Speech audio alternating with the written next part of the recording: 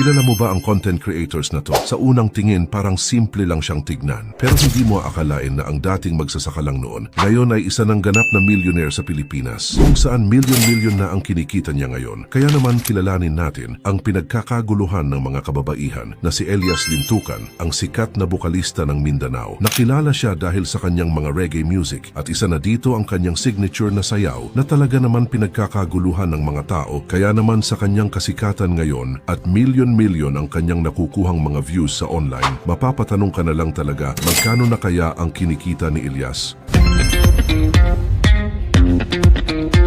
Si Elias JTV, mas kilala bilang Elias Lintukan, lumaki siya sa probinsya ng Magpet North Cotabato kung saan tumutulong siya sa kanyang pamilya sa hanap buhay sa bukid. Isa na dito ang kanilang Rubber 3 Farm na siyang hanap buhay ng kanilang pamilya. At dahil nga sa kanyang mga nakakakwelang mga content at ang kanyang signature na sayaw na pinagkakaguluhan ngayon ay talaga namang bumulusok ang kanyang kasikatan. Kung saan meron na siyang napakaraming 4.2 million followers na. Samantala sa TikTok naman, meron na siyang napakaraming 1.3 million followers at nakakuha na rin siya ng halos 10.6 likes sa ngayon.